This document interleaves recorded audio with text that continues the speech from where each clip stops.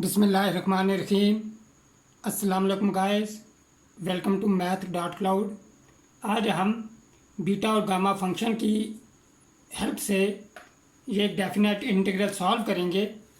Integral solve करने से पहले थोड़ी हम रिवीजन कर लेते हैं कुछ प्रॉपर्टीज़ की और डेफिनेशन की। हम जानते हैं बीटा फंक्शन की जो डेफिनेशन है BMN, वो इक्वल है integral from 0 to 1 x raise to power m-1 1 minus X raise to power n-1 dx। फिर हम गामा और बीटा फंक्शन के दरमियान एक रिलेशन यूज़ करते हैं जो बहुत इंपॉर्टेंट रिलेशन है।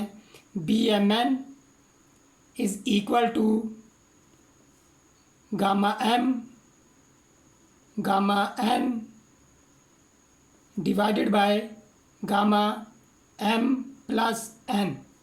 इसके अलावा हम Euler function Euler integral reflection formula जो हमारे पास वो हम यूज़ करते हैं, वो बहुत इम्पॉर्टेंट फार्मूला है। वो कुछ इस तरह है कि gamma n into gamma 1 minus n is equal to pi over sine n pi. अगर हम यहाँ पे n की जगह 1/n यूज़ कर लें तो हमारे पास आयोलर रिफ्लेक्शन फार्मूला कुछ ये हो जाएगा, गामा 1/n गामा 1 माइनस 1/n is equal to pi over sine pi by n। ये जो हमारे पास रिज़ल्ट होते हैं ये बहुत इंपॉर्टेंट रिज़ल्ट हैं। जब भी कोई इंटीग्रल हमें सॉल्व करना पड़े using beta and gamma function, तब ये रिज़ल्ट हम यूज़ करते हैं। इसके अलावा हम गामा फंक्शन के कुछ रिज़ल्ट हैं और प्रॉपर्टीज़ जो हम यूज़ करते हैं, मसलन गामा n इक्वल होता है हमारे पास n-1 फैक्टोरियल के। इसी तरह गामा n प्लस 1 इक्वल होता है n गामा n के। और इसी तरह एक और रिज़ल्ट है बहुत इम्पॉर्टेंट गामा फंक्शन से related, gamma n plus 1/2 equal होता है हमारे पास 1 multiply by 3 multiply by 5 so on multiply by 2n-1 divided by 2 raise to power n square root pi. तो ये बहुत इंपॉर्टेंट रिज़ल्ट हैं जो हम इंटीग्रल को with the help of gamma and beta function solve करने में ये यूज़ होते हैं। चलें ये इस इंटीग्रल को हम सॉल्व करते हैं। हम गिवन इंटीग्रल को आई के इक्वलेट ले लेंगे। अब यहाँ पे हमने सब्स्टिट्यूशन करनी है, put xn is equal to a raise to power n t, ये हम सब्स्टिट्यूशन करेंगे। अब हमारे पास x इक्वल हो जाएगा a into T raise to power 1/n। अब हम डिफरेंशियल लेंगे, dx is equal to a 1/n T raise to power 1/n minus 1 dt। अब यहाँ पे हम चेक कर लेंगे चेंज ऑफ लिमिट क्या आएगी हमारे पास। When x is equal to 0 then t is equal to 0 हो जाएगा हमारे पास। x 0 पुट करेंगे, t 0। When x is equal to हमारे पास यहाँ पे अगर हम यहाँ पे a आएगा, ये गलती से 1 लिख दिया है, यहाँ पे हमारे पास a आएगा, यहाँ पे a आ जाएगा और यहाँ पे भी हमें a करना पड़ेगा ये। तो when x is equal to a then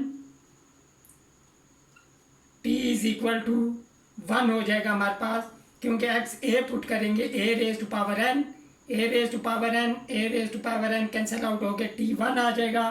तो हमारे पास ये सब्स्टिट्यूशन जब हम पुट करेंगे गिवन इंटीग्रल में, तो हमारे पास integral from 0 to 1 an minus a raise to power n t हो जाएगा यहाँ पे और dx की जगह हम पुट करेंगे a/n t raise to power 1/n -1 dt। I is equal to a/n integral से बाहर आ जाएगा हमारे पास, और यहाँ पे हम a raise to power n common लेंगे। a raise to power n common लिया हमने, और ब्रैकेट के अंदर हमारे पास 1 - t रह जाएगा एंड होल पावर 1/n, क्योंकि ये nth रूट होता है हमारे पास। 1 t raise to power 1/n -1 dt।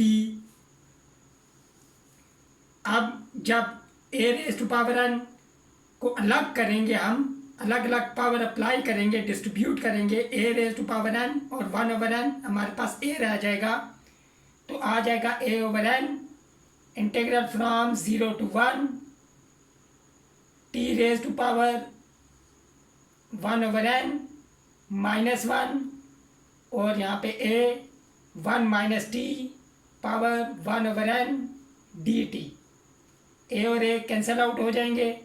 1/n integral from 0 to 1 t raise to power 1/n -1 and 1 - t power -1/n dt। अब हमने ये जो बीटा फंक्शन की डेफिनेशन है इसे फुलफिल करना है। इसकी जो कंडीशन है m और n की वैल्यू फाइंड करनी है। यहाँ पे 1/n integral from 0 to 1 t raise to power हमारे पास यहाँ हो जाएगा 1/n, ये हमारे पास m की वैल्यू आ जाएगी -1 1 - t, और यहाँ पे हमारे पास n हो जाएगा 1 - 1/n, क्योंकि हमने +1 और -1 यहाँ पे इंट्रोड्यूस करवाया एंड dt। अब हमारे पास m यहाँ पे 1/n और n की वैल्यू 1 - 1/n है, तो बीटा फंक्शन की डेफिनेशन के मुताबिक 1/n ये हमारे पास हो जाएगा b 1/n 1 - 1/n।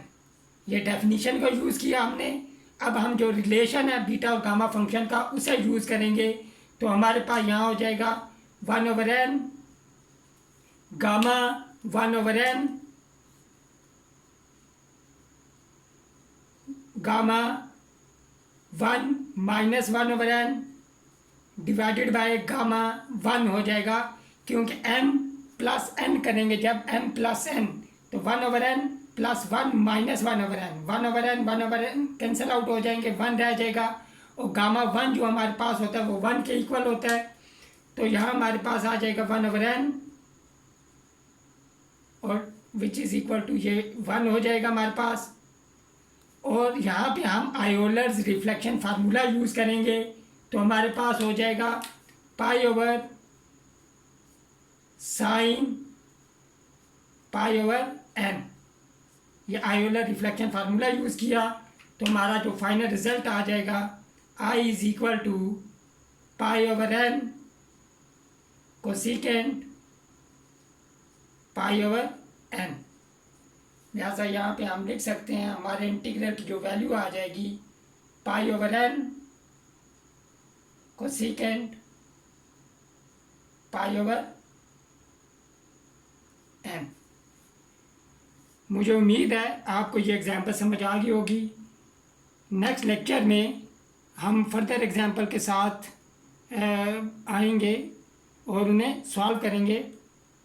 अगर आपको मेरी ये वीडियो पसंद आई है इसे लाइक करें, इसे शेयर करें, और मेरे चैनल math.cloud को आप सब्सक्राइब करें। नेक्स्ट वीडियो तक टेक केयर, अल्लाह हाफिज़।